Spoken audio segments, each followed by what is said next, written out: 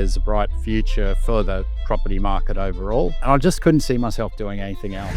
Today we have another property episode here. Chris Newman from New Mill Developments. When you finished that first deal, was there any of those tough conversations with the missus saying, I don't think we should keep doing this?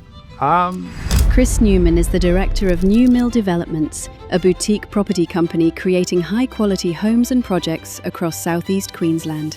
With a background in health and safety, he brings passion, integrity, and a commitment to excellence to every development. We've learned some pretty tough lessons in the last 2 years. Yes, we've got ambitions to grow our business and do bigger projects, but first it needs to come back right to a fundamental perspective in terms of who do we align ourselves, who do we want to work with. Off camera, we were talking about the $50 million worth of developments that you're doing at the moment. How did you find the deal? Where did you find the deal? I love the smile. What's an all?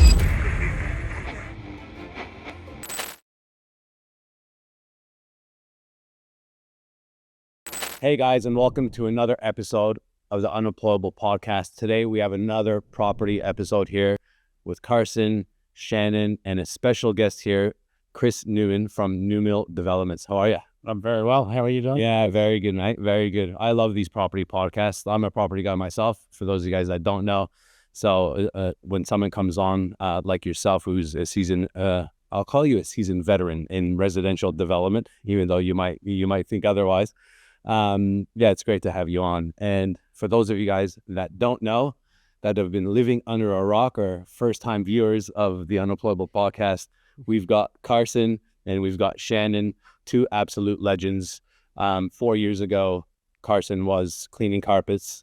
Shannon was a machine operator. And 4 years later, they've accumulated over $100 million worth of land deals and over 170 lots of land. And they're on, and it's just ongoing. They're absolute weapons. And we keep doing these property podcasts to give you guys as much information as possible, because I know there'll be a lot of people that'll be sitting there going, how have they done it? Or how has Chris done it? Because he's not a seasoned developer for many, many, many years. It's something that he's fallen into, and we're going to hear about that whole story today. Now, just to frame Chris up a little bit, Chris has done, and his business partner have done 7 projects. Right now, they've got 2 projects with a GRV. Now, a GRV means a gross realized value, right, of these projects of about $50 million. And these projects are in Burleigh Heads and Coolangatta here on the Gold Coast. And we're going to unpack a little bit about his history, New Mill Development's history, how he got into development, and kind of the nitty gritty on how he's doing these developments. How is he funding these developments? How is he funding builders? How to do JVs, how to raise money, all these things that you guys are going to be wanting to hear. So again, thank you very much, Chris, for coming on. And tell us a little bit about your background, because I know that you haven't been in property your entire life. And how did you come into property development? Yeah, absolutely. So I'm definitely don't have a construction or trade background. I started in health and exercise science, studied at a university, did a number of years in public health and then corporate health, found myself in a health and safety role. And I did that up until about 2.5, 3 years ago. So I guess it's all been self-led, self-driven. I've self-educated myself for probably the best part of, 10 to 15 years all around property. So I guess I don't have the skills that some of you guys in the room may have in terms of that trade knowledge, especially yourself, Shannon. But a lot of self-education, and sort of got me to this point. And I started small. So renovated my own house, sort of got the, I guess the used to managing trades, managing a budget, how things sort of come together. And then in 2019, a good friend of mine, we decided to put together a company. And at the time we said, look, we'll do one single house build. We'll see how that goes. If it goes well, we might look at the second. If it doesn't go so well, we might put the queue in the rack and call it a day. And that's where it all started. So that was back in 2019, was sort of doing that as a bit of a side hustle while sort of working full time. Did that for the best part of 3.5, 4 years. It was always pretty tough going. And in 2022, we're able to sort of step away from our full-time jobs and go all in on property development. Yeah, that's amazing. Like, I love hearing those background stories, because when I used to think of property developers, I usually think of people that have come from a rich family, or they're a son of a rich property developer that have, taken over the business. Because property development has the stigma around it, going like, you need to be wealthy to be a property developer.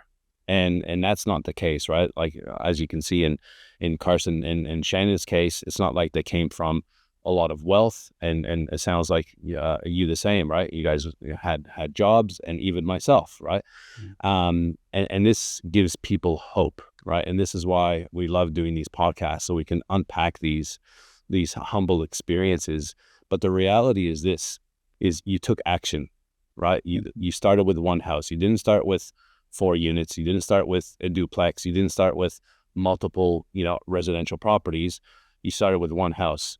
Now, I'm sure you guys worked a lot in regards to even the expectations, right, and personalities, because we're all mates and we all want to do business with mates, but at the same time, the relationship's very important. So for the people listening that want to do something with their mate, what are some things that you would tell them, right, to make sure that you get right up front when you're doing business, not only with your mates, but anybody else that you bring in? And I'm not talking from a finance perspective, just more around kind of personalities, expectations. Yeah, look, and that's something I'm constantly learning more and more about, trying to align myself with the right type of people.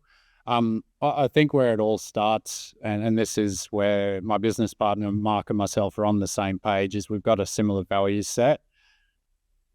We didn't sit down at the start and sort of unpack what those values were, but we've known each other for the best part of 25 years. So we sort of understood what we stood for.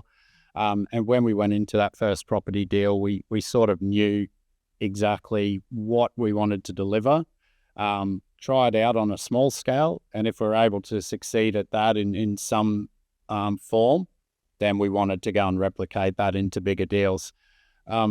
So I think that value set is super important, and that's something we've really honed in on this year, is going, what are our core values? What do we stand for as individuals, but also as a company? And then how do we deliver that to the marketplace and communicate that? I think that's important.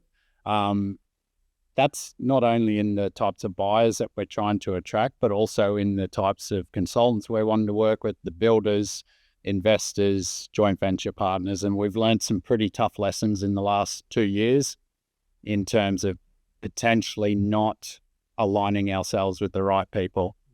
So that's something that we've really had to step back, go, yes, we've got ambitions to, grow our business and do bigger projects.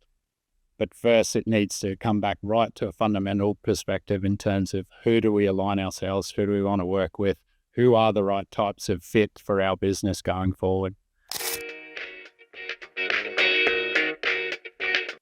Sorry, didn't see you there. While you're here, actually, we've got a new coaching cohort that just opened up for the Unemployable Property Coaching Program, that you get taught on how to become a property developer. One-on-one coaching, bi-monthly coaching, and also events where we get a full coach bus with all the students and go to 6-7 different development sites. When I say development sites, from 1 lot to 10 lots to 50 lots. So you get to see exactly why we buy it, how we fund it, and also how you can do it yourself. The next day, we had an amazing event at the QT Hotel here on the Gold Coast, where we had all of our consultants come in and teach everybody on what they're looking for with sites, what are the different trends, and how you can become a property developer yourself. Now you see me on the video, but who you're gonna be getting coached by is Shannon and Carson. Who's Shannon and Carson? 4 years ago, Carson was cleaning carpets. Shannon was a machine operator. Today, they're doing over $100 million worth of land deals. I know you're listening, and I know you want to take action.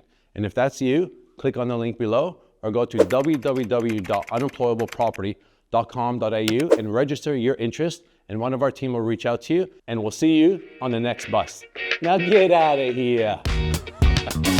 For someone that's looking at, doing this with someone, as opposed to just doing it themselves. I guess the thought process is, hey, I would give away 50% of my profits here, as opposed to, am I actually going to get, am I going to do this more successful with someone in my, in my back corner? I guess I had the same thought process when me and Shannon got together. What's your thoughts around that? And if someone's thinking of partnering with someone as opposed to doing it themselves, what do you think the pros and cons are? Yeah, look, to me, I would rather share that experience with someone else. I think it's far more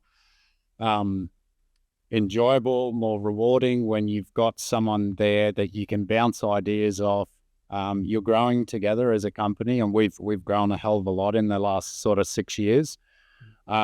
Not only as people, but as, that partnership as a business. So for me, it's much more rewarding to do things together rather than alone. And I guess it depends. Everyone's different. Some people would prefer to sort of go down that solo path and do things alone. I just think you can achieve far more together if you've got the right partners than you can on your own. That's just my personal take. Yeah. No, that's good.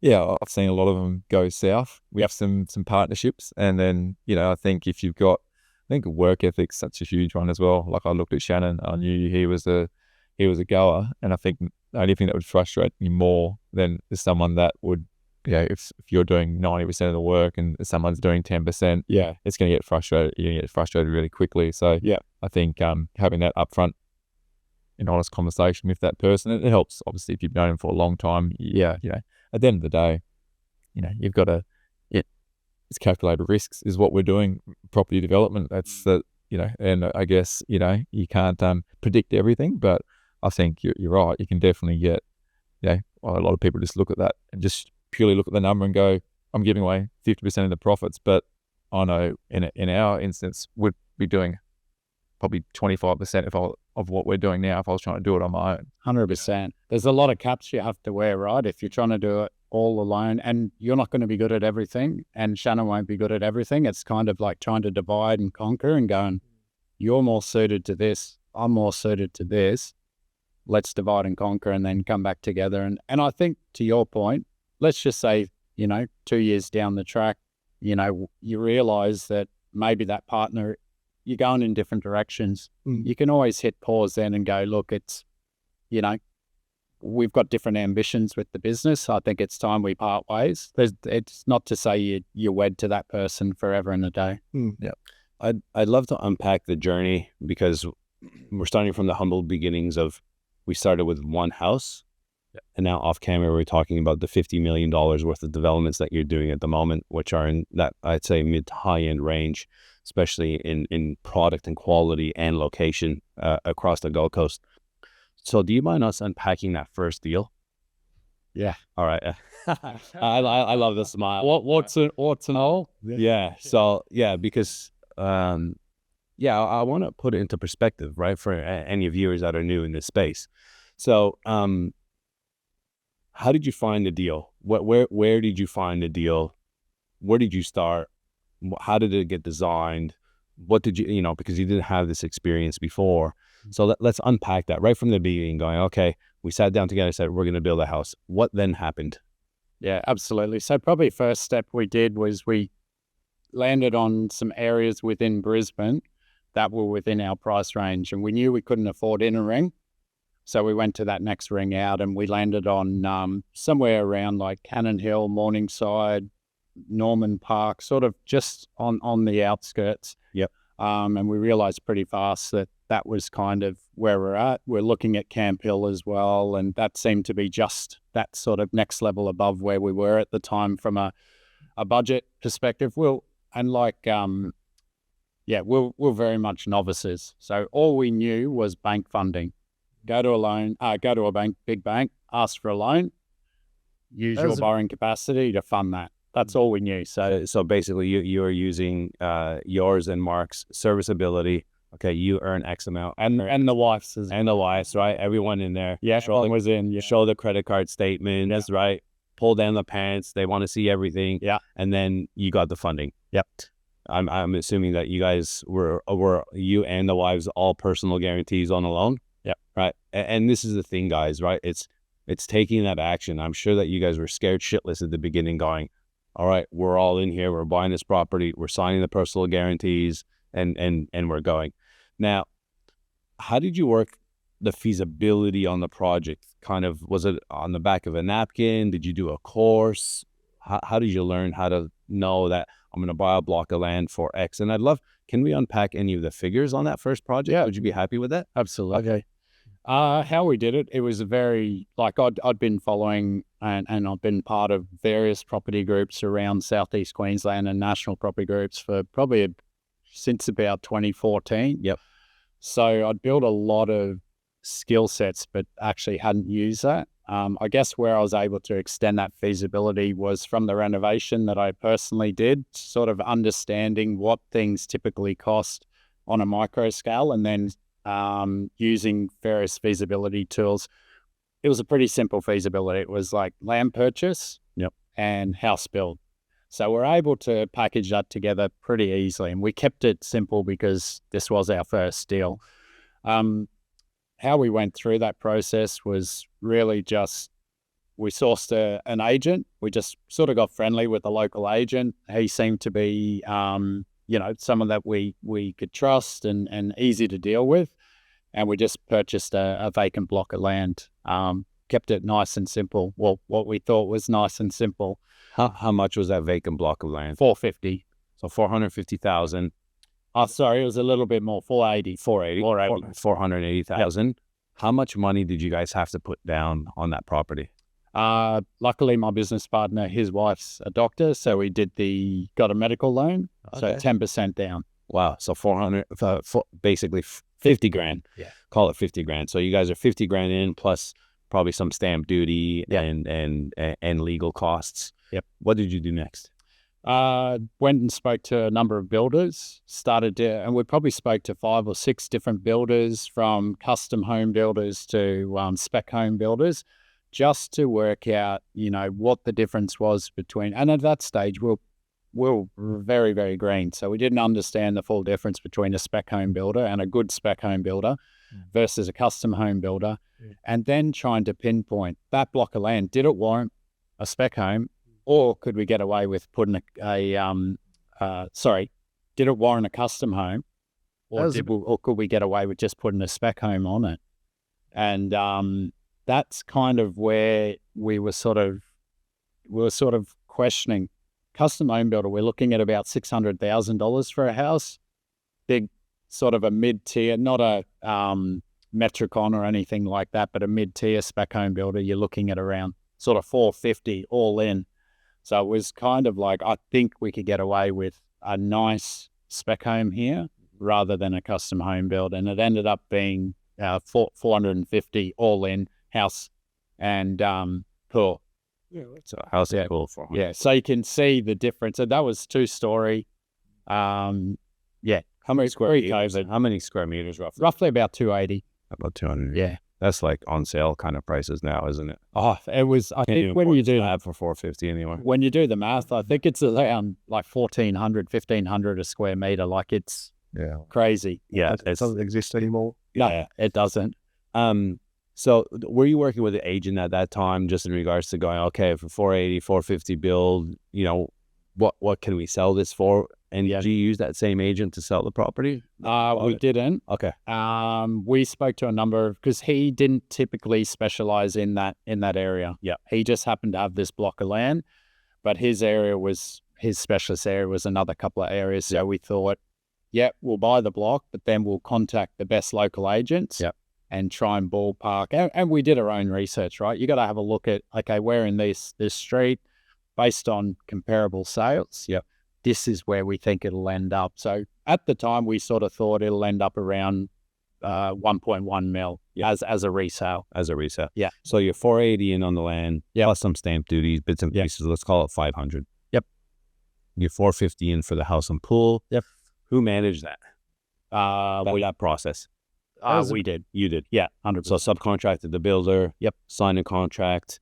Again, got a bank loan. Yep. Right. And I'm assuming it was just progress payments at each stage. Exactly. Yeah. So for those of you guys that don't know, when you get a construction loan, the bank will give you a construction loan for $450,000, but they're not giving you 450,000 and putting it in your bank because they know what's going to happen. You're going to take 50 grand of that. You're going to go on a holiday. You're going to take another 50 grand. You're going to put in your kids through private school. And then you're going to have the house 75% complete and go, I need more money. Yeah. So what they do is they give you progress payments on each, for instance, slab stage, frame stage, roof stage, lockup stage, these types of things. 100%. And you guys manage that the whole way through. Absolutely. And we had to manage the builder and the pool builder because the builder didn't want to do the pool contract under theirs. Yeah. So we ended up having 2 separate contracts, and that didn't go so well. Yeah. And that's my next question. My next question is, what went wrong?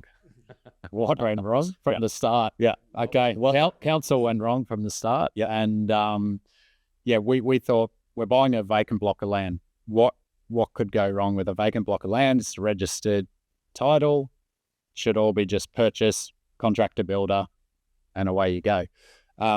It had a character overlay, being Brisbane. So because it had a character overlay, you have to submit a development application, and even just for one house build.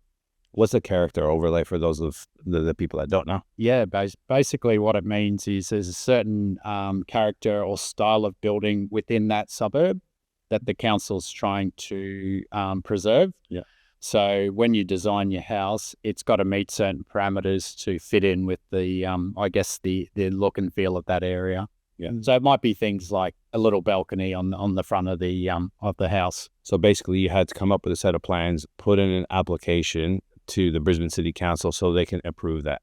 Absolutely. And that's something that you weren't aware of. No, we just thought it would be get your house plans and away you go. Get your BA and off you go. How long did that take to get that approval? 30 days. 30 days. And then 1 day for them to take it away. Oh. And I'm looking at all your faces and you're like, what the hell? So they gave it to you and then they took it away. Yeah, issued it in writing. And then the next day they issued it another notice saying you don't have that approval anymore. What changed? Nothing. And it's completely illegal or completely against planning law. So what did you do then? Well, we just went, what the hell? Asked the town planner, like, can they actually do this legally? And he's like, no, they can't.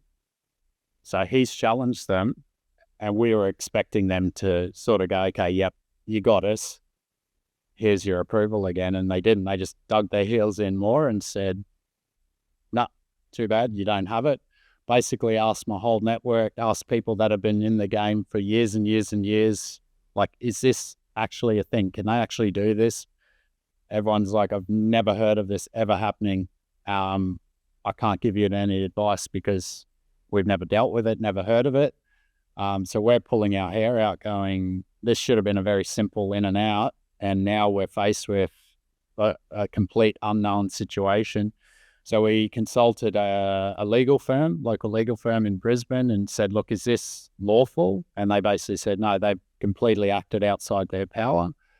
They can't do this. But the only way that we can kind of get them to move is to issue almost like a show cause type notice with an intent to go to court, so planning and environment court, which obviously just to get there is like $20,000.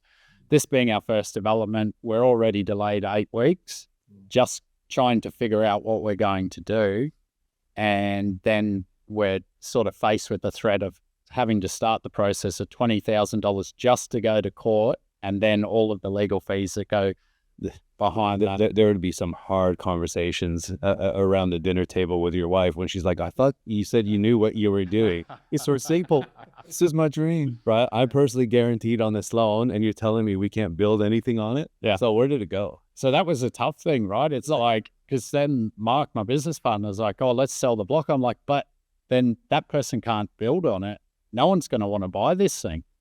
Who's going to want something they can't build on? Did they give any justification or any reasoning behind the retraction? Yeah, so the history of the block was someone did it had 2 lots. So someone picked the house up on the original lot, moved it to one side and left the vacant block there. And then the house itself had like a very small section of the roof line that overhung our block. So about 1 meter by about 4 meters, so call it 4 square meters.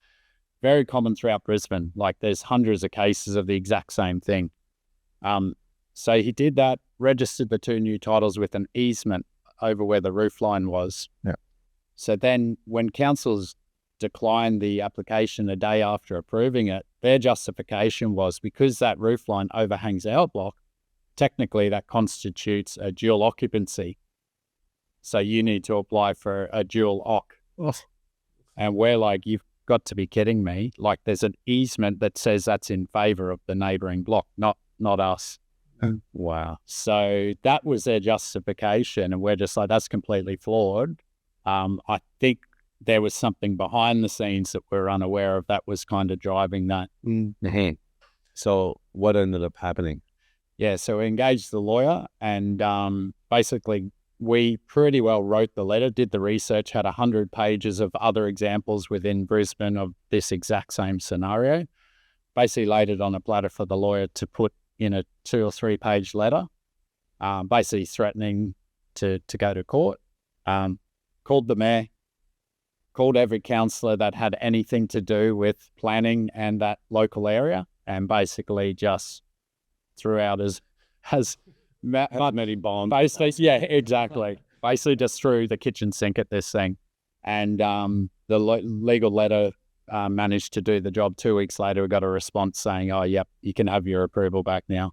Yeah, wow. Yeah, and this is the thing, right? Like, you have to push, right? The easy thing to do is just sell the block, lose a little bit of money and go, I'm not doing developing ever again in my life. And you'll probably be in that same job or in a job again, right? And this is the thing with councils, right? Is sometimes they get it wrong.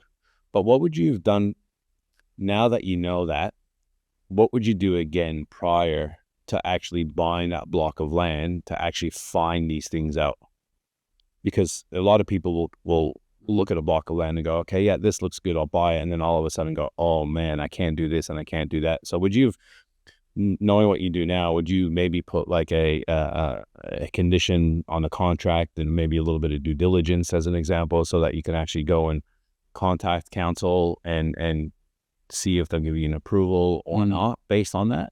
Sometimes contacting council too early is a double-edged sword. Yep. So you got to be very careful around when you don't contact council. I would have definitely spoke to the town planner. Yep. But I don't think the town planner would have given us any different advice because he was always of the mindset that this is completely legitimate. Yep. Development. Yep. And when council actually declined the application, it literally caught everyone by surprise. 'Cause that's everyone's nightmare, right? Yeah. Whether you're building one house or whether you're doing like what Shannon and Carson are doing and, you know, developing multiple blocks of land, the last thing you want to do is buy something that you're stuck with. Yeah, you're not going to be able to sell because, well, there's 2 things. One is morally, you know, that you're selling something to someone else that they can't do anything with either. So you're kind of stuck between a rock and a hard place if you actually care. Yeah. Right. So you got the approval. Yep. What else went wrong? COVID. So we bought in 2019 because of the council delays. That obviously delayed the builder starting. So they didn't actually start until the beginning of 2020. So they were about 3 months in and then COVID hit. And obviously the market went sideways and we finished right in that sort of really fearful, unknown period around sort of middle of 2020. Before the market really took off at the back end of 2020. So we were selling probably in, if not the most difficult, one of the most difficult times within COVID, just before that boom. So it sat on the market for 12 to 16 weeks. The finished product. Yeah. So that was right when everyone hit pause. Exactly. Yeah. So everyone was really edgy. You could kind of see there was some activity coming back into the market, but everyone was super cautious. We had a contract after the first open home and literally they crashed it 3 days later. And then we had zero action for 12 weeks. We had to change agents, get a new agent on it. And she managed to sell it, but we had to lower the price expectations. So we were sort of hoping for about a $1.1 million sale, and we ended up with $1,050,000. $1,050,000. Yeah. So throughout this entire process, the amount of time, effort, and everything, it wasn't a great project from a profitability. I think we walked away with $20,000. $20,000. Yeah. You probably wouldn't do it again. Depends how you. Yeah. There's learnings. Yes. The learn money. Yeah. Absolutely not. So you finish this project. You have a few battle scars. How do you?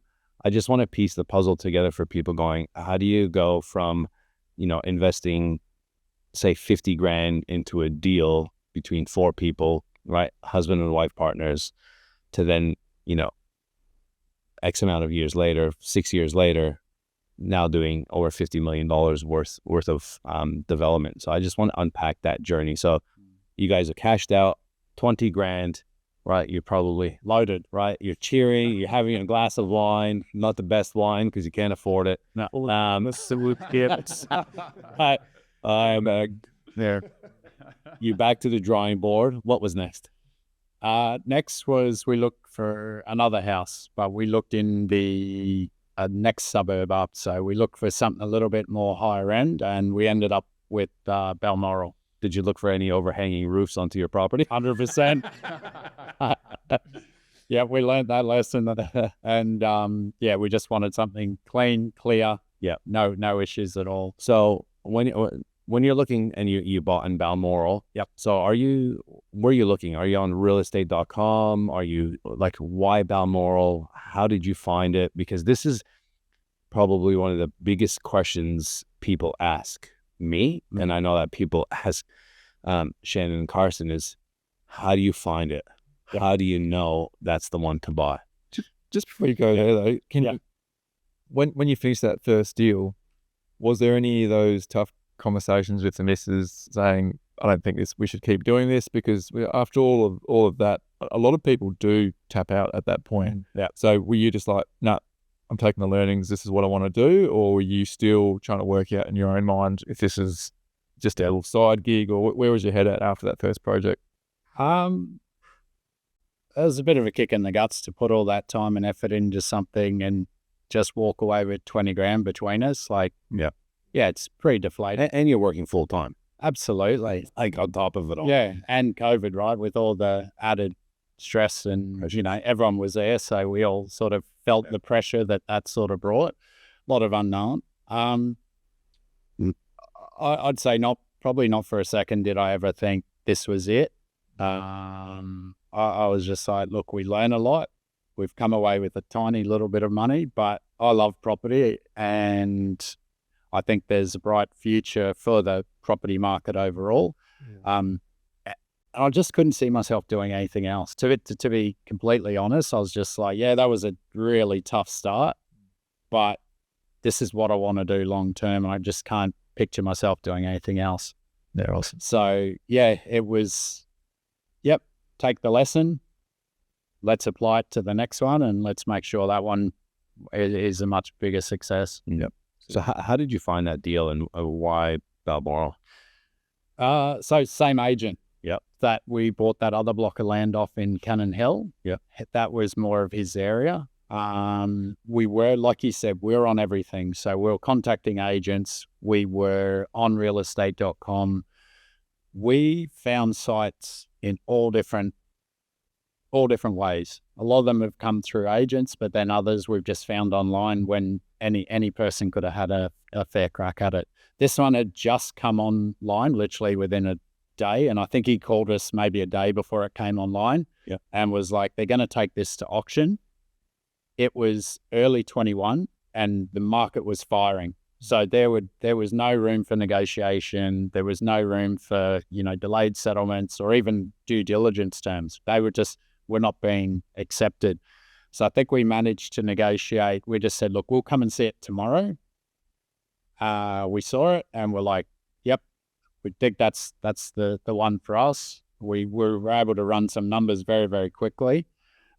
Just based on our recent experience at Cannon Hill, we sort of knew what we'd be up for.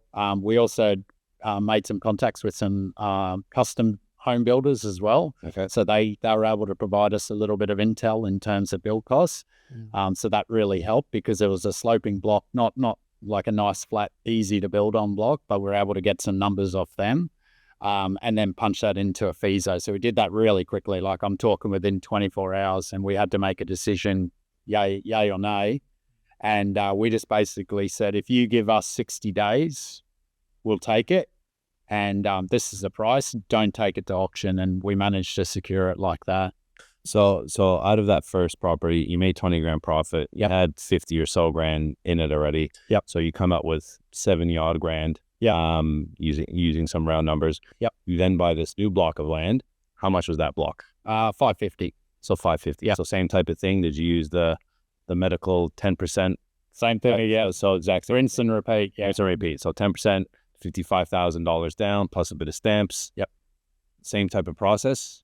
Yeah. So that probably the difference on that one was we the contracted name was our business name at the time. So we had a long-term vision around getting the structure set so that we could buy in the entity, start to demonstrate to the bank the borrowing capacity as income started to be generated, because that takes time, right? You've got to be thinking, 2, 3, 4, 5 years ahead, getting your structure right from the start. So we thought, yep, we'll buy in the entity, not personal names. Yep. And we're all guarantors. So my business partner and myself and our wives. Yeah. And still traditional bank finance at this stage. Yeah. So that was through ANZ at the time. Through ANZ. Yep. So bought the block of land, 550. Yep. This one wasn't a spec home. This was a custom build. This is custom. Yeah. And how much did that custom build? We signed a contract for just over 800. I think it ended up being around 880. But obviously with COVID, we all saw what happened with build prices in that year. It pretty well went up 25-30%. Yep. How do you navigate that when they're coming back to you saying, "Look, I'm going to lose money on this"? I know I spoke to some other developers who just like, stuff you, I'm not giving you anything extra, and then the builder either drags its feet, walks away to another job, or that is willing to pay extra. Because how did you navigate that period when? Yeah, they never directly came to us and were sort of like, "Oh, can you guys tip in some more money?" There were some variations, and I mean, I think they probably added like a decent sort of margin on there. So, our contract started 800, ended up at around 880. I don't think they lost money. I just don't think they made money. And it was just, given we were doing another project at the same time, we sort of took on another project shortly after securing this one. And we weren't flush with cash either. We kind of just went, look, it is what it is. We're copping it pretty well on all ends at the moment. This is about as good as we can do. Mm-hmm.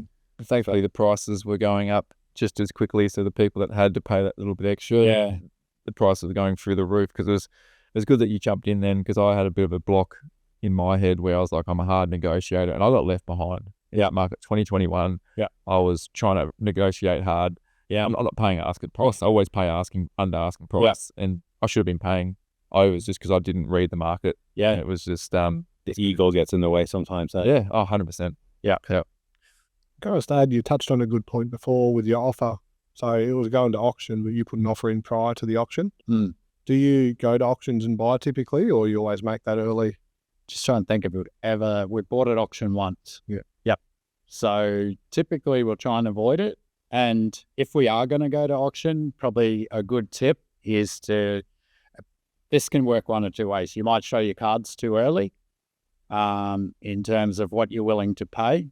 And then they may say, no, thanks for your offer, come to auction. And they kind of know what you're willing to pay. So that can work against you. So you got to be careful. But if it succeeds, if you're like, here's a strong offer, because you're not going to be able to, get it under market value, because why would you? Especially if it's a hot market, right? Like, why would you take it early and a lower offer if you could actually milk the full process? So go in hard.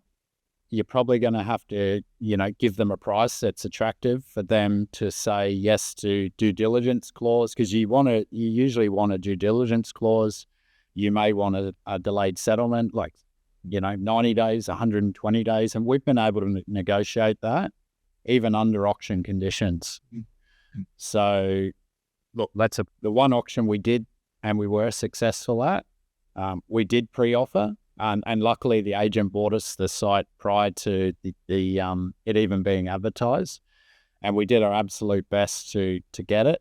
They just said, look, thanks for the offer, we're going to take it and run the auction campaign. And then we showed up on auction day, and we managed to pick it up about $100,000 less than what we'd offered pre-auction. So yeah, that always nice little bonus. Yeah, absolutely. All right. So bringing us back to that deal. So you're in at about 1.43 million. Any warts on that one, or was it pretty smooth? To be honest, aside from obviously the COVID, so obviously there were delays in build time. Yep. Costs went up slightly. Yep. It was a sloping block, so probably the hardest thing was just deciding on how we were going to finish off the backyard.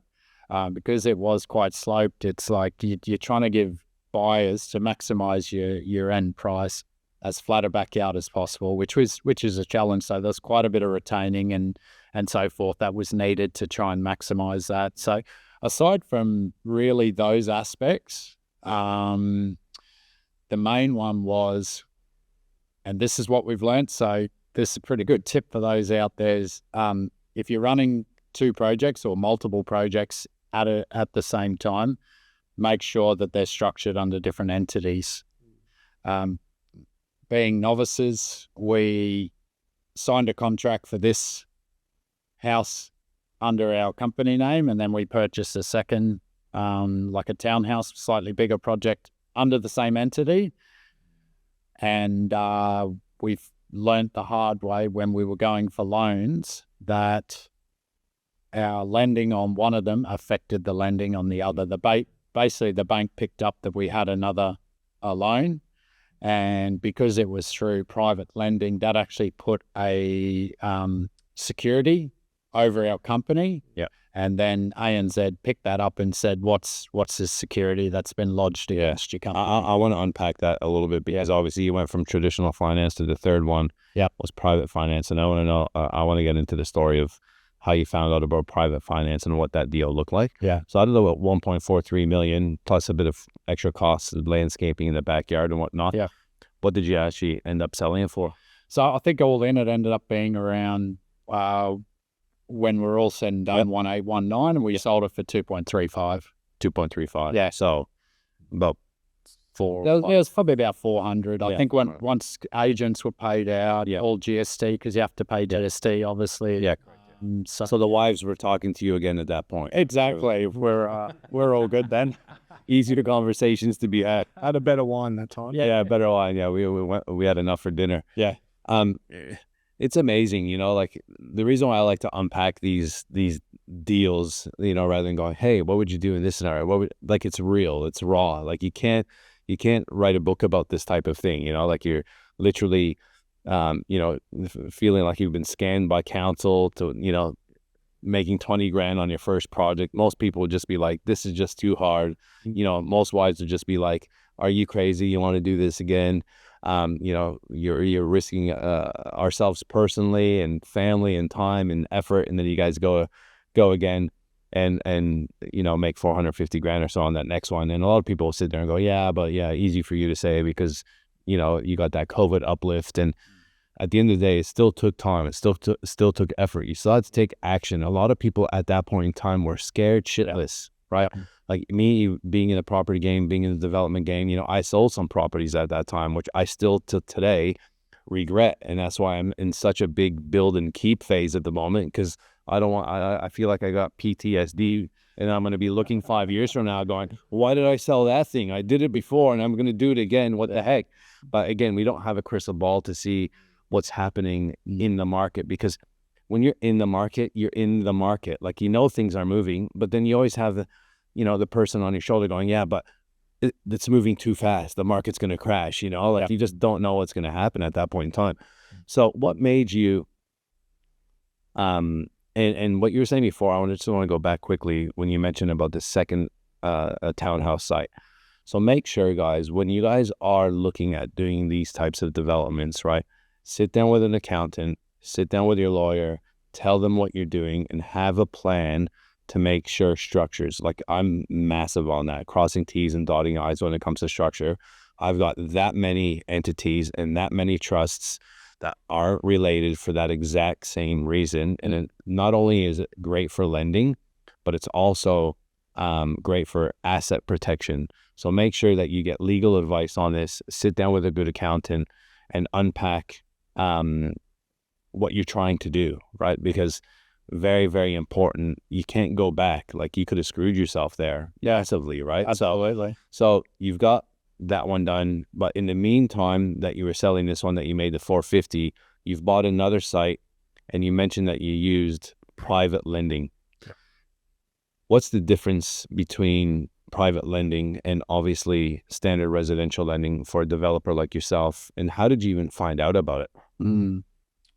Yeah, good question. So private lending is, you've got your big four banks.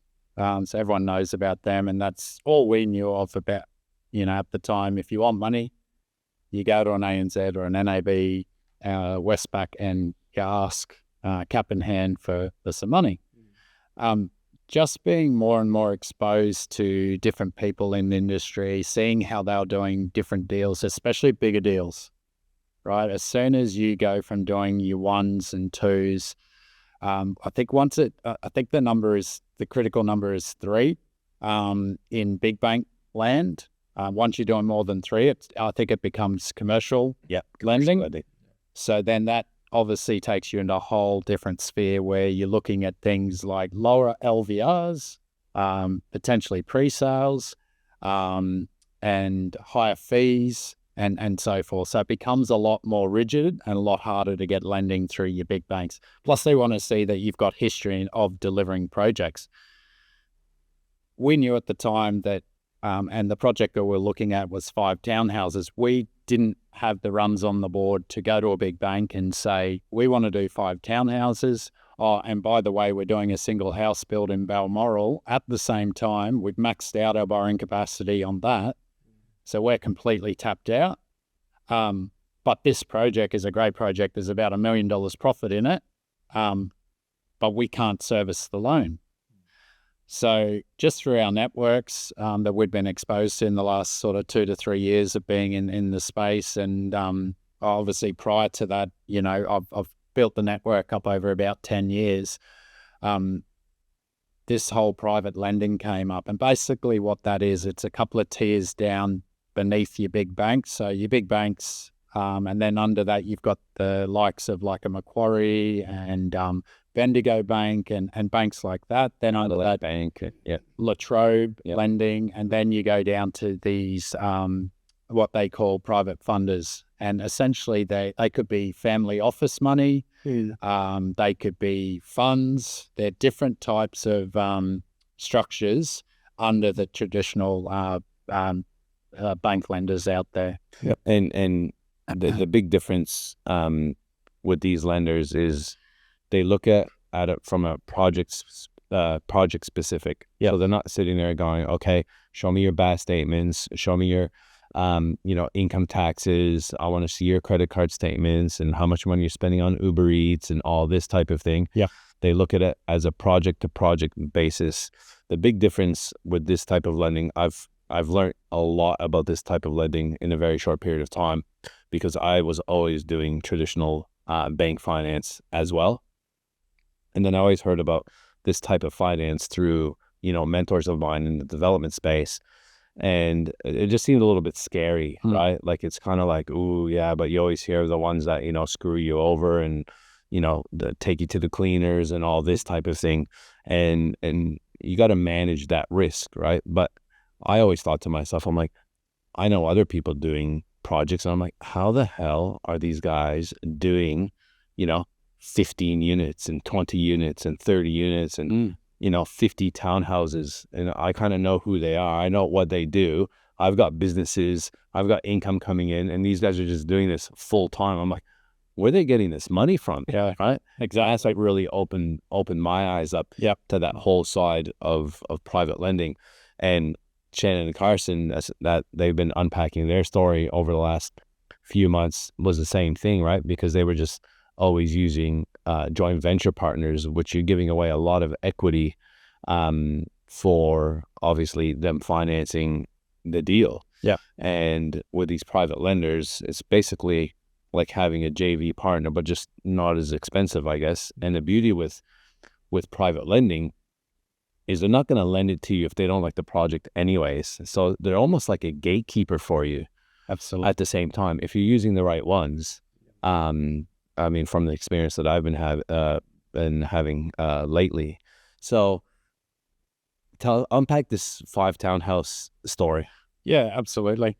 So the way that we were introduced to the lender we ended up using in the end for this project was through a mortgage broker who was starting to branch out more into offering different types of lending for developers and people that couldn't get through your traditional means. Yeah. So that's how the introduction came on this specific project. Obviously, once we found the site, it was around the same time that we purchased the Balmoral. I think it was about a month or two later. So same sort of scenario in terms of there wasn't much negotiating power there at all on really anything, price or terms. So we managed to get, I think it was a 60-day settlement. Yep. But we pretty well had to pay the price he wanted.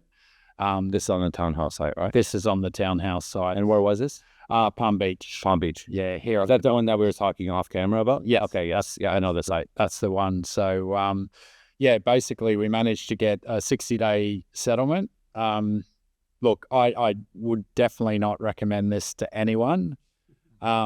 We got a 30-day window where we could do some due diligence around the numbers. So obviously we'd never been through this on a townhouse site before.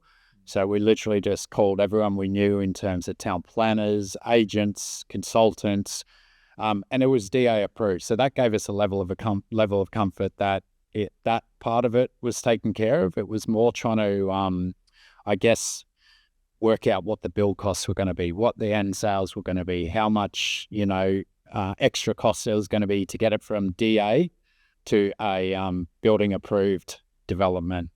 Yeah. So with the cost side, I think that's where a lot of people get stuck. Trying to branch out from, a cookie cutter builder to then jumping into a townhouse build. Are you at that point to verify those costs? Are you just going out to multiple builders and asking them for quotes? Because I'm assuming the detailed design, or if it's just DA approved. It was just DA approved. So you still to go through the next level of approval.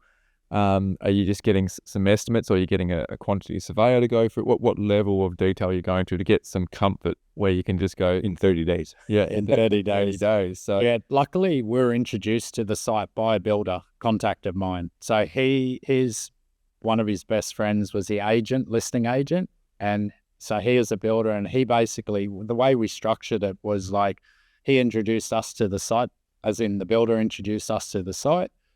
He said, look, if we can put it all together, and this was in agreement with the real estate agent, it was like, if we can get it all together, you'll build it, you'll sell it.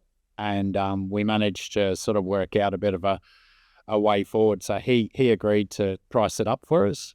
But then we also went to another builder that had done one literally a street away. Exact same thing, 5 townhouses, just finished. And we said, look, would you guys be interested in building this? Because we wanted to make sure we had options. If it didn't work out with this builder that we were preferring, we had a really solid backup to go to. Yeah. So they were good enough to sort of give us a figure on what they built theirs for. They didn't do detailed analysis and sort of break down based on our plans. Yeah. But we sort of knew within a level of confidence based on the 2 numbers that we had that this was the build cost and sales price. That's where it was at that point in time, and there was enough in it. Okay. And looking at your journey, when you bought that, I think you said you hadn't sold the other house at that point. So no, it was literally, we purchased them like within 2 months of each other. So I'm assuming based on your previous project, you probably didn't have all the cash. Did you bring in some investors at that point for that project? And if so, how do you structure that? Are you giving up equity, or are you giving them a return on their money? And for the person coming in, if someone's listening to this and they're looking to just invest in someone's project, what advice do you have to them for security? Because I've seen so many people get completely destroyed because they haven't got any kind of security over what's going on, and they haven't done the proper due diligence because they've just trusted the developers' numbers. So if you can give us an answer kind of both ways, how you structured that deal and what the investors got. Absolutely. So luckily with the Balmoral property, back to that, because of the increase in the property, like within the time that we signed the contract to when we actually settled and then got it revalued, it had gone up about 10%. Nice. So we didn't actually have to tip in any more money for construction. Yeah. That allowed us to grab whatever funds we had saved up. And this was like, I'm talking personal funds here, so not the funds from Cannon Hill. Yeah. We'd already exhausted those funds. It was more personal funds that we then tipped into Palm Beach just to secure the site and get it to a point where we could actually start the design process and actually settle it. We managed to get a 90-day settlement on that. And at the 30-day window when we'd satisfied our DD, basically, and this is what I was alluding to earlier, and I don't recommend anyone do this, we actually went unconditional, not knowing where we were going to get the funds to actually settle the site. In 90 days or 60 days? In a further 60 days. So we needed 750 grand. We had about 100 of that. Yeah. So we need another 650. We didn't know where that was going to come from, and we needed 60 days to raise that. So that was the balance that you needed, plus whatever bank private lending that you're getting. So the 100%. the 650 was your developer tipping amount. Exactly. Just the private lender to say, okay, I'm going to give you, what LVR was on? Was that the 65, 70% LVR? Yeah, it was pretty low to actually settle. Yes. Construction was better, but to actually, obviously, the way that they structure their security, they'll give you less on the land component, and they'll usually give you more on the build. Correct. Yeah. It was about, we purchased for around 2 mil, and we had to tip in around 750. Yeah. Did you have... So don't recommend it. It was very, very stressful. I bet. That's a pretty ballsy move, but or stupid. Yeah, one of it. Hindsight, let's go with ballsy. But let's unpack that quickly. Was it just because of the network that you've been around, you had enough confidence in conversations of people that are saying, hey, I'm keen to get involved with projects to make that bold move of saying, okay, I'm confident that we can raise that money in the next 60 days? Like, were you having those conversations in the background, but obviously you haven't got any of that money over the line yet? What gave you the confidence to do that? Yeah, we were 100% right. We were having those conversations in the background. There was indications that the money would come in, but there was nothing in writing saying, yes, we're going to commit X amount of dollars into it. And something that probably tipped me over the line was a mentor of mine. Basically, he's got this saying where if the deal's good enough or it stacks, the money will come. Yeah. And I just had that in the back of my mind, and I'm like, look, we want this. If we want it bad enough, we will do whatever's required to get the money in. And we literally spent that next 60 days blasting the network, just hustling. Yeah. Anyone and everyone that would listen to us. Look, if you want in, this is what we're paying, and we're paying 20% per annum. So we're paying a good return. Yep. And that was quite attractive, obviously. And then we managed to secure an investor for pretty well most of the money. He said, I'll give you 500 to settle and then another 350 towards construction. Nice. And 9 days from settlement, he pulled out, didn't he? Oh, come on. Yeah. Brutal. So what'd you do? We had a meltdown, and then literally within the hour, just on the phones again, just ringing everyone we knew. It's like, look, we've just had an investor. We had 500 grand. We thought we had coming in. We've got to settle in 9 days. It's now 30% per annum. Yeah. Luckily, the broker we'd been working with, he had seen the deal. He liked the numbers. He liked the project. And he's like, look, leave it with me. I think I can pull some together. So he basically put some of his own money in and some people in his network. So it's those relationships. You've really got to build those relationships because they're absolutely key, because when you're in the shit, this is where they can come in handy. So that's what saved us. That's it's awesome. It's definitely not recommended though. No, That's not financial advice. definitely some strong moves there between ballsy and stupid, like you said. So all in all, you put 100 in yourself. You went back to the broker and you got some mezzanine money to settle it and get the loan through. Yep. What were the terms on the loan? That was a private funder? The mezz or the prop? The private, if you can unpack that. What was like the total LVR? What was the term?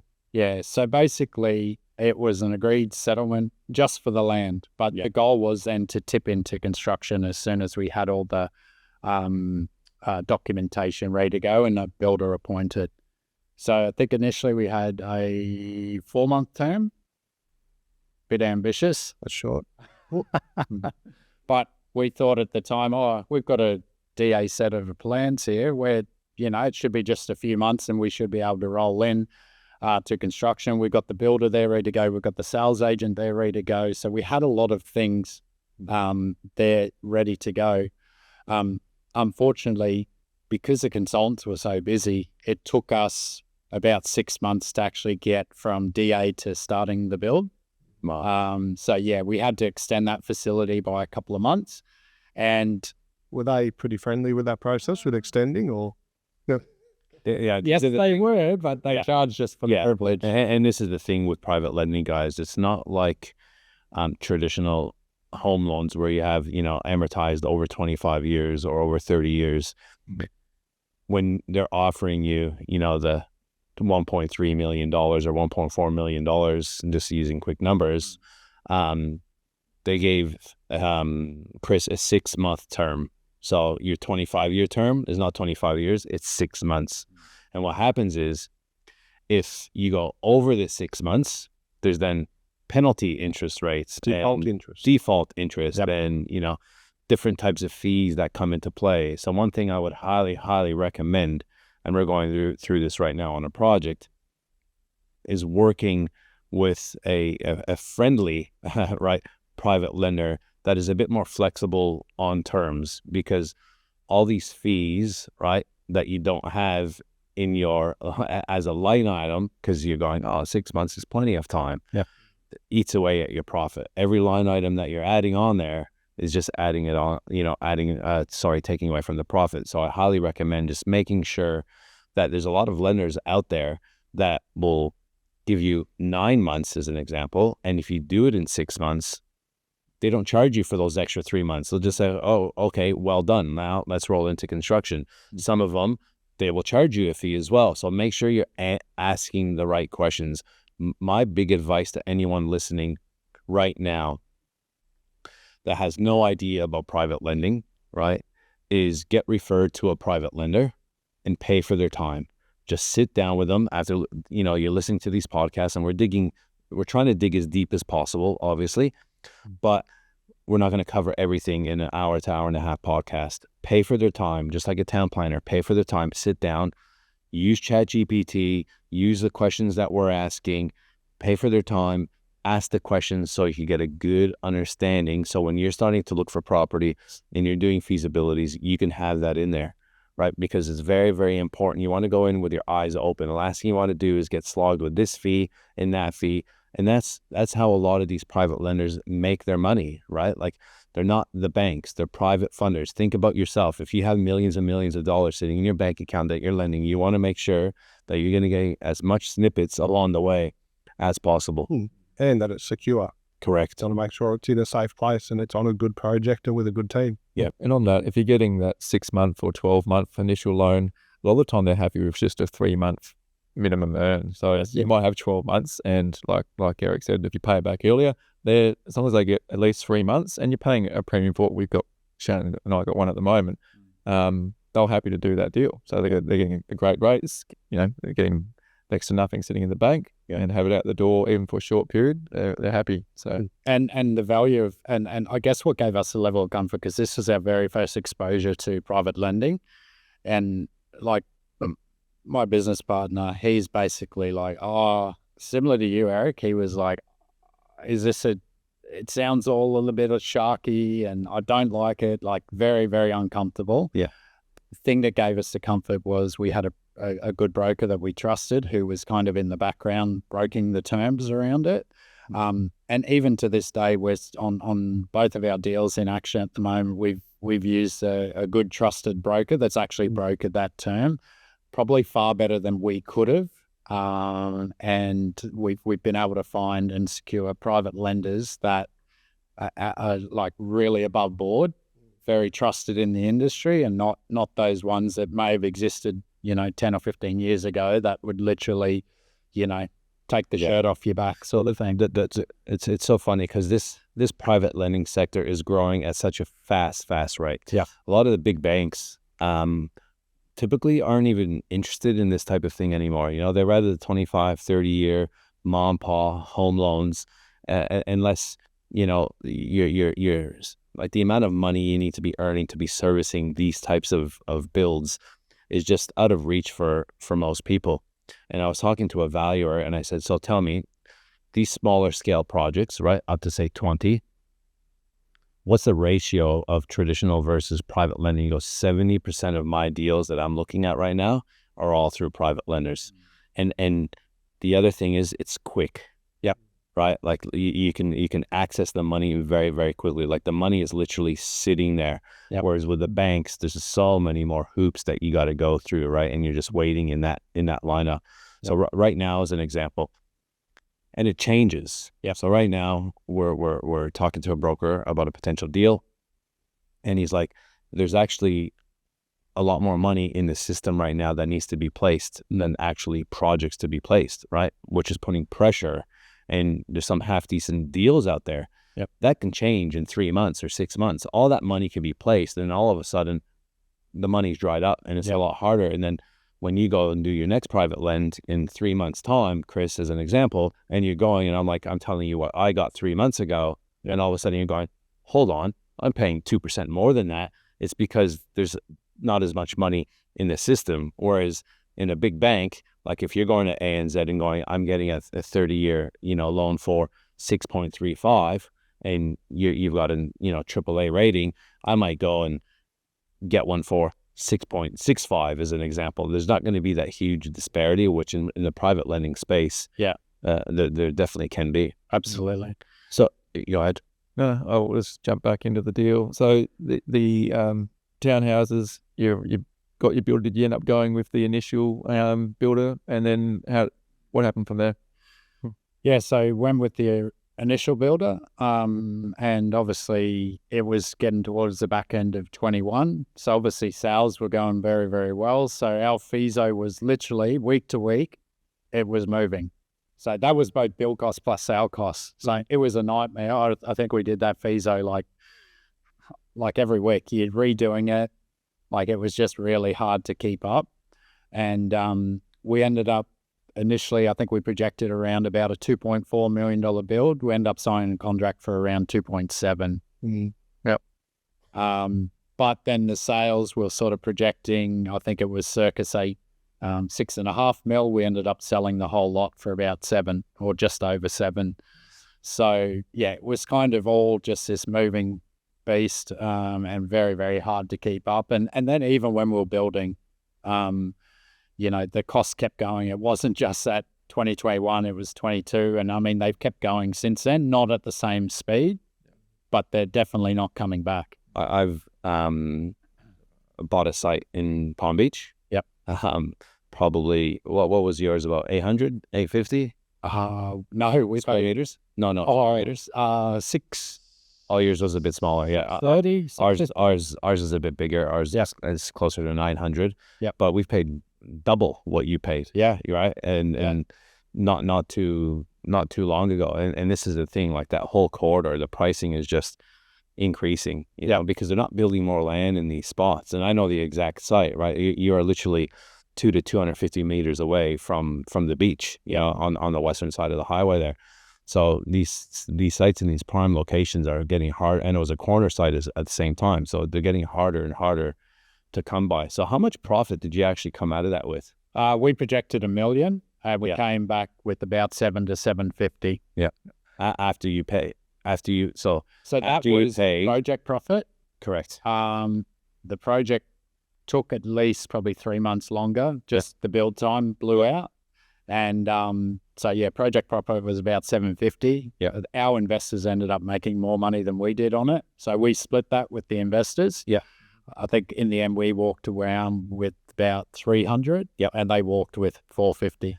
What's a good deal in your eyes? Like, what's the magic? Is it a profit on cost number that you're looking for? Like, when your feasibility, says this number, what is that in your eyes? Probably 2 or 3 key numbers. I'll look at obviously the profit on overall cost, and I want to get that. And I was talking to someone the other day actually. They're seeing, and this is a broker we're seeing here, and he sees all deals, like lots of deals all day, every day. And he's saying good margin at the moment is 15% profit on cost. If you can get it to that, you're doing pretty well. Just shows, don't know about in the land subspace, but in built form. Now, when you say profit on cost, for those that don't know, what does that cost entail? So are we talking land, build, sales, interest? Are we talking everything? Yep. Yeah. Yeah. I like to look at like GST, agent, everything. So you look at the total dollars that's needed to finish that project, and then what's left over. And then you look at the percentage of what's left over versus what the whole project's cost. So yeah, probably 15%. And then the other one would be cash on cash return. Yeah. So if you can, your profit on cost is 15%. Okay, that's the bar. But how much cash do I actually need to tip in of my own money and then investor money? And what's the return on that cash that you've got to tip in? Yeah. And the higher that number, I don't have a minimum number, but I'd want to see above 50% because you can average that out. You can go, okay, if I've got cash in the deal for 2 years, 3 years, 4 years, what's that average over the length of time that my cash is actually in the deal? And you can work out an annual return on that cash. On the 300 that you guys made, how long did that take from start to finish? You tipping in the initial 100, you said, to you actually getting the 300 into the bank account? Just over 2 years. 2 years. So you look at that. That's a 300% return as an example on your money over 2 years. Yep. 150% a year, right? When you divide it by 2, And this is the thing. A lot of people will be like, well, all that money and you only made 300. Yeah. Right. Yes, you spent a bit of time. There's a bit of stress. There's personal guarantees in place and stuff like that. And you're learning as you go. Like, honestly, I take my hat off to you because you went from like 0 to 100 really quick. Yeah. Right. Most people would not go along this journey. But at the same time, when I look at some of these projects, right, the first one you make, 20 grand and you learn. The second one you make 450 to 500 on one house. You've done 5 townhouses here and you've made 300. So sometimes it's not all about the size of the project, right? Sometimes these smaller projects, like I know that Shannon and Carson are doing, are juicier sometimes than these bigger projects, right? Because a lot of us love to use vanity metrics, right, at the same time and go, oh yeah, I've done an $8 million project. But most people are going to be like, well, this guy's making millions of dollars, right? But what I like about what you're doing is you're just having a go and just overcoming the fear of personal guarantees and traditional, private lending and this type of thing. So where did you, are you going to stick to this area of kind of medium density development? Because I know these next projects that we'll talk about, you're actually upping the game again, right? So why are you kind of staying in that? Why aren't you using going back to the small one houses and making these 500s? And why aren't you kind of going a little bit bigger?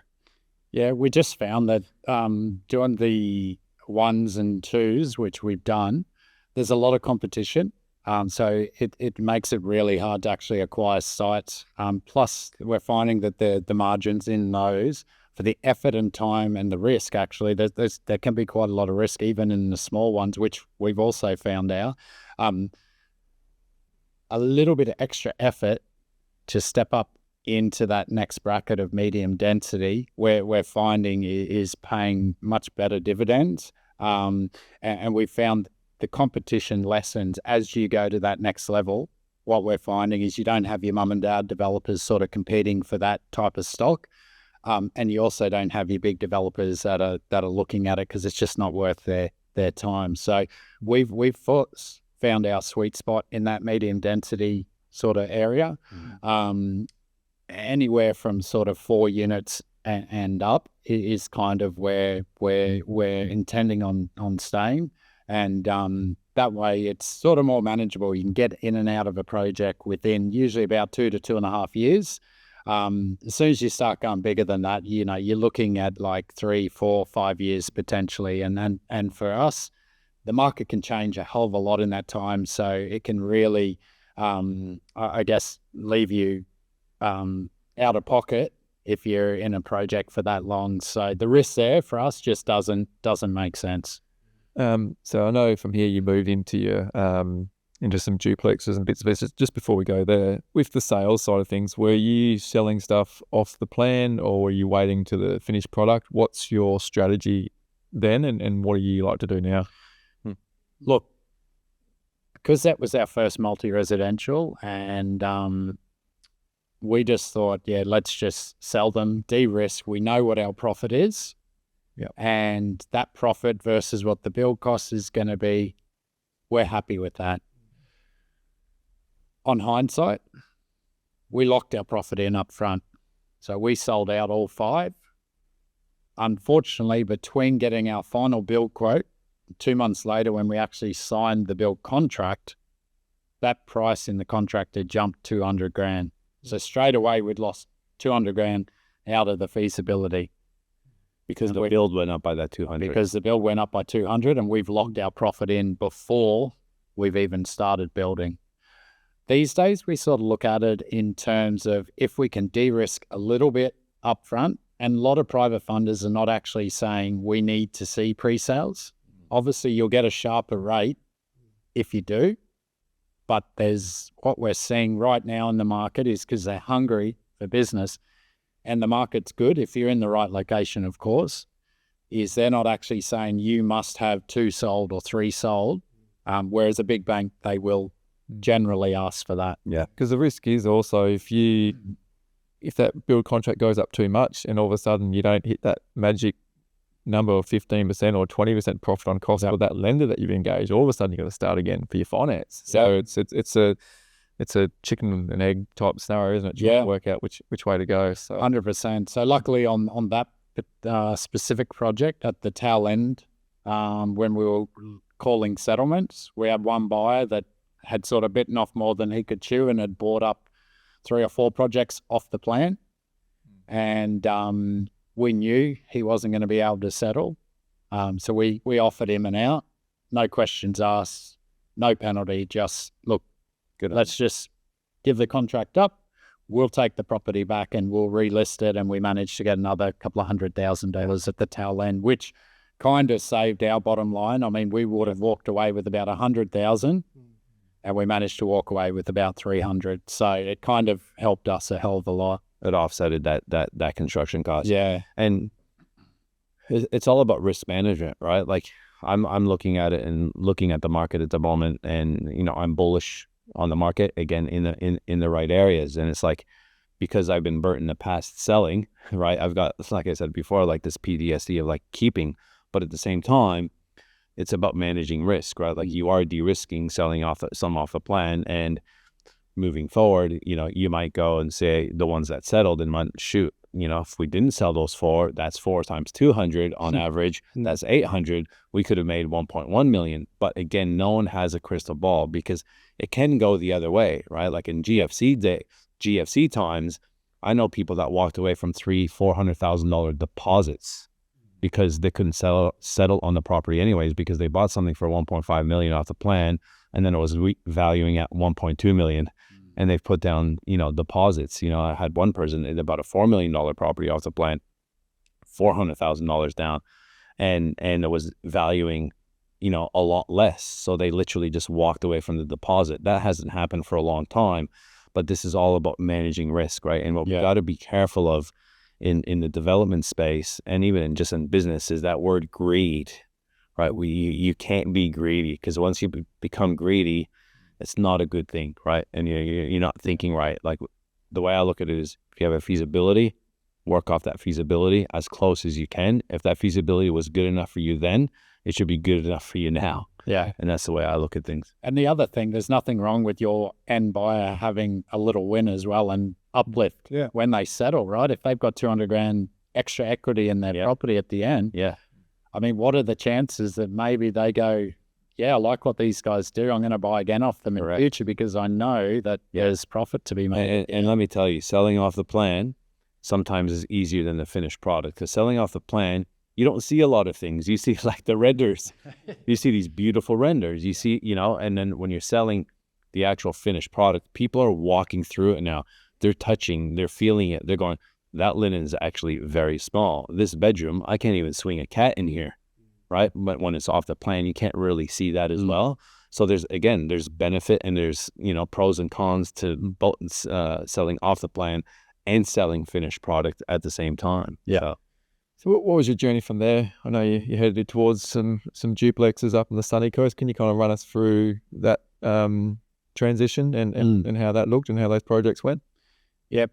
And this probably extends from what Eric was saying earlier was we went into that with a risk management mindset. So I'll probably group that little experience into one story. So we ended up purchasing 3 properties there, doing different things, mostly duplexes, 1 into 2 split, purchased around the same time. And it happened to be literally 2 months before the first interest rate rise back in 2022. So when we did our feasibility, we did it on the known factors. The RBA had come out and said there will be no interest rate rises until 2024 on the record. And we were like, okay, so if we can get in and out of this in 18 months, we'll beat any interest rate rise. So we can sort of go, the market's probably right at its peak right now. We knew that going in, but we thought, look, it should stay stable. Even if there's a 10% pullback, we're still comfortable with the numbers, where there'll still be some profit there. Little did we know there was 14, 15 interest rate rises pretty well back to back. So that basically just tanked the Sunshine Coast market, and especially for like duplexes.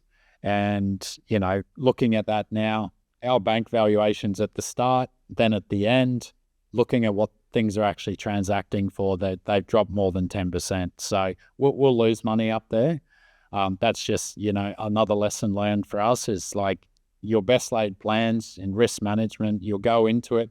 We pretty well hit our build time frame. The cost was pretty well bang on the money. Did everything we could within our power, but we could not have forecast all of those interest rate rises, which is literally just, eating away people's borrowing capacity. And that's really hurt the market there. And lesson learned is like we thought, the Sunshine Coast market should stay fairly consistent. We did not factor in an ounce of growth. And I don't think you should ever do that in a FISO. If you do, awesome. But I would not be putting 10% increase based on a forecast that someone's come up with. Yeah. It's exactly like you just said, completely out of your control. Inflation's creeping. The government pulls the only lever they can, which is push interest rates up. Yep. And that had a direct effect on your sales. Yeah, absolutely. Couldn't have come at a worse time. And unfortunately, we built all throughout those rises. And then literally when we were put on the market, it was like, I think a month before, they'd just done their 14th increase. And we're just like, you got to be kidding me. but the story goes, he could beat you down, but here he is again, right? Here they are again in Burleigh Heads in Coolangatta building, beautiful luxury apartments now, which is, I didn't even put 2 and 2 together with who you were before from Palm Beach to this one in Burleigh Heads. Yeah. Until Carson was like, I'm like, yeah, that's the same guy. So, obviously, these are one selling off a plan at the moment. You're in construction on the one in Burleigh Heads, and you're working on one in Coolangatta. So I'm happy to chat about those. Not sure how far you want to go into detail on those because obviously you are selling those off the plan, and you probably want to hold your cards, I'm assuming, a bit close to your chest. Question I have for you is, why Burleigh Heads? Burleigh Heads for us. I live in the area, love the area. I just think the market there has been consistently strong over the last, a long time, but especially the last 4 years. There's a huge demand from southern buyers, Brisbane buyers, local buyers. It's like a really good mix of buyers that are really got a magnifying glass on Burleigh. We're not beachfront. We're not in that space of that type of money, but we're sort of not far, sort of up on Burleigh Hill. And, that area, I think it really has that village feel, bit different to the beach. You're walkable to the beach, but you're right in amongst that sort of, James Street precinct where it's got that village feel. You're elevated, so you get the breezes, you got the views, but you don't have the busyness of the beachfront. It feels more residential, more peaceful. Everything's sort of medium density or low rise, with the exception of a couple of buildings around us that were built, in the 70s. But everything sort of, it feels more like a neighborhood rather than like a tourist destination. So I'm fascinated, again, might have asked a similar question earlier, but you're jumping into, low rise development. Yep. How are you getting comfortable with those costs again? Because it's another jump, right? From townhouses and talking to a couple of builders, and then with the sales, you haven't, when you're buying the site, you probably haven't got your renters. I'm assuming it wasn't a DA approved site. You run the DA yourself, and it was impact accessible as well. So how are you are you just using a square meter rate based off what agents' feedbacks are for the end sales? And then for the actual build, are you trying to find a like for like product that a builder's already built and you're trying to talk to them, or are you just using a square meter rate that someone's given you for your construction costs? Because, when you're doing basements, it's a whole different game. So how did you get comfortable with that feasibility before you went, you know what, I'm going unconditional again?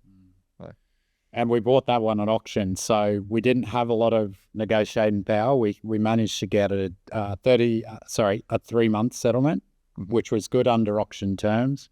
We managed to buy about $100,000 under what we were offered prior to auction, and we did try to get it prior to auction. So I'd recommend that there for anyone if you're looking at things that are going to auction, if you can get there before. Look. Couple of ways that we did it. So we had another project very, very similar in Mermaid Beach that we'd costed a bit smaller, but virtually the same. So basement, 4 levels, rooftop, just about 800, just probably about 800 square meters smaller, but virtually the identical thing. So we'd had that costed up by a builder. So we used that data that we had.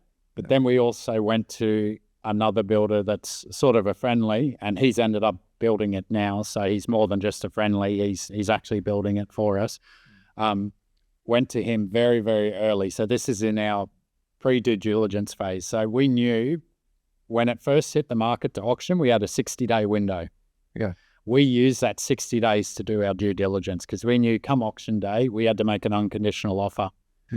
So we went to our architect, we went to our town planner, we went to our engineer, we went to the builder, and we basically got mocked up floor plans of what we could actually put on the site. So we knew based on setbacks and height what we could get on there as a rough floor plate. Okay. Took that to the town planner and said, would council accept this? He said, yep, if you did this, this and this, we will need to lodge an impact accessible application, which is the highest type of assessment that we deal with. But there's a likelihood, there's precedent in the area that they would accept that. Then we went to the builder and said, very, very rough. You don't know what the finishes are. You don't know what the engineering is. But here's the total square meters. Can you put some science behind this in terms of a cost estimate? So he did that for us. We took that information based on what we thought we could sell them for, and there was some good direct comparable evidence that we could lean on based on square meter rates. And we grouped all that together and took that with us to the auction and said, this is the most we can pay for it. If it goes above here, we're walking. If we can get it less than that, then it's game on. And then from the finance stand, did you have the cash or the deposit, or are you using investors again? And if you're using investors again, are you have you already got like a handshake agreement with them before you're going to auction, or how are you navigating that in the background? So that one's a different structure. That one, we went in with a joint venture partner.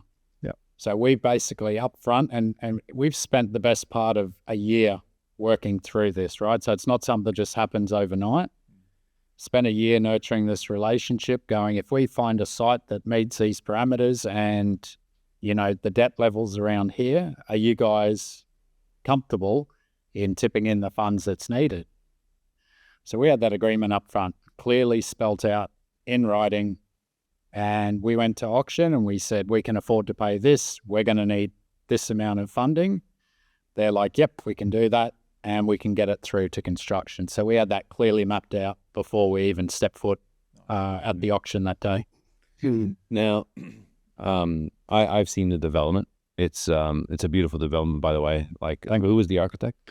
Stuart Osmond. Yeah, Stuart Osmond. So Stuart's a legend. Stuart's an absolute legend. He's designed a lot of my stuff. He's designing our stuff at the moment, actually. And he's a big customer of ours at MX Store, funny enough. Okay. He's one of the original OGs. Yeah, he's a great guy. Talked to him yesterday, actually, and we're getting on a call with him today. So what's the name of the development? It's called Aspect Burleigh. Aspect Burleigh. So for anyone that wants to have a look, I know it's listed on realestate.com.au. Aspect Burleigh. Obviously, if you just type in Aspect Burleigh on Google, you'll find it as well. It's got its own webpage. It's on our Instagram page. So email development, it better be top level on REA, because I know how much those project profiles cost. So make sure it's on the top of the page, or I think it's been up there a few months, so we're starting to get bumped. Yeah. Got to ring that account manager and just get her to put it back up. But yeah, it's a beautiful development. And wish you all the best on that one, because thank you. You're setting precedent in that area as well, which is great. And we've got one in Burleigh, which will be amazing. So hopefully it helps us. Hopefully it helps us all. And you have another, again, going to the next level, and you've got another, and that one's about $19-20 million in Burleigh heads overall value, and then you have another one that's about $30 million. In Coolangatta. Yep. So you just don't mess around, eh? You're not scared. You got big rules. I feel like everyone. And you're walking around with a wheelbarrow, aren't you? Yeah. Exactly. Some days it's heavier than others. No, that's awesome. Yeah. So what are you doing there? So we're doing 8 units, single level units, over 9 levels. So it's almost like Burleigh times 2. Yeah. So we've got sort of a bit of a model there that we've become comfortable with over the last probably 2.5 years, from our experience at Mermaid Beach into Burleigh, then into Coolangatta. So just one street back from the beach in Rainbow Bay, which is, there's a lot going on there. So we're pretty bullish on that area and on the project overall. I remember this is going back probably about 16 years ago now. Selling shower screens and wardrobes, knocking on doors. And I did a project there for a builder called Parkview. They're based in New South Wales, a big builder developer. And it was on Eden there as well. And this is like one of the first ones, multi-story. It was the same type of thing. And it's just amazing to see how much development has happened in that area, that Coolangatta, Kira, that whole southern end of the Gold Coast. Now when you drive down there, the restaurants, that whole saying, if you build it, they will come, is so true. And we're not talking about $1 million units. We're not talking about $2 million units. We're talking about $10 million units. Like when you think of the caliber of people that are buying a $10 million unit to live in, right? Plus body corporate and rates and all the rest of it. That's the caliber of people that are coming to the area. And I'm a big believer on the Gold Coast, and I've been here now since 2007, and I've seen it grow so much. And it's known as the boom and bust town, but let me tell you, in my opinion, it has changed. Right, there's a lot of infrastructure being spent here at the moment, and there's just a different level of money here. There's a different caliber of person that is now living on the Gold Coast. Before it was just, let's build these high rises, let's holiday let them, their investments, and the first thing you sell when the market gets tough is your holiday unit. Well, these people are now, moving in from interstate, internationally, and calling Gold Coast home. And Carson was at a development seminar last week, which last minute you bailed on, and I was second choice in line. And I couldn't make it because it was the next day, and they were, highly regarded economists, property economists, were even talking about Gold Coast and how in future it's going to be a playground for, the wealthy, because of lifestyle and how we're restricted on land. And these are all the things that anyone listening has to look for when they're looking at developing in real estate, right? There's macro markets and then there's micro markets. And for me, I concentrate solely and wholly on the Gold Coast because I know the market and I'm confident in the market. And for anyone here, Shannon and Carson, a little bit different, right? Because they're in land and it's hard to get land. So if they just look in the Gold Coast, they're not going to find much, right? So they got to start looking at other areas. So they are forced, right, to become experts in multiple different areas.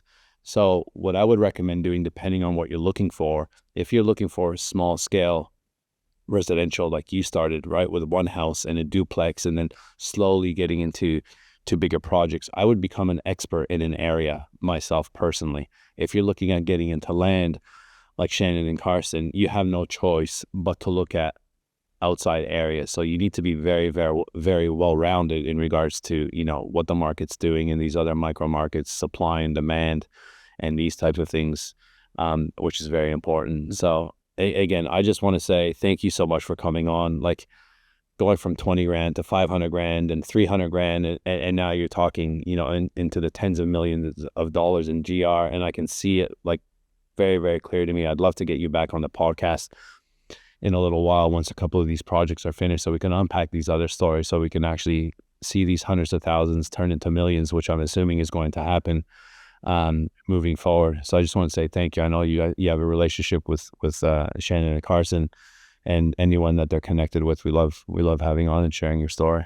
Yeah, awesome. Thank you very much, guys. Really appreciate you having me on here. And it's not always easy, but I think if you have a clear vision and a purpose of where you're wanting to go, and persistence, I mean, that for me is the number one thing, because you're going to be riding good markets, bad markets, sideways markets. So I think you've just got to hang in there. If this is what you want to do, that's, I guess, what I could leave you with today. It's having that tenacity, and I say this a lot, knowing who you are and who you're not and what you can actually handle, right? Because we all need to sleep at night. Yeah. And you need to make sure, right, the size of your wheelbarrow. Yeah. Right? And you're comfortable with that. Yeah. Because this game isn't for the faint-hearted. Everyone thinks, the property development space is the space where everybody's making millions, like yourself. But the reality is most of your money is just put into the next project. I'm sure you're not living a very lavish out there lifestyle, spending millions of dollars, because the reality, it's all going back into the next project. 100%. What happens 4 turns into 9, turns into 18, and next thing you know, what once was your boundaries and guidelines, all of a sudden is not that anymore, and you're bidding at auction, and all of a sudden you're doing 50.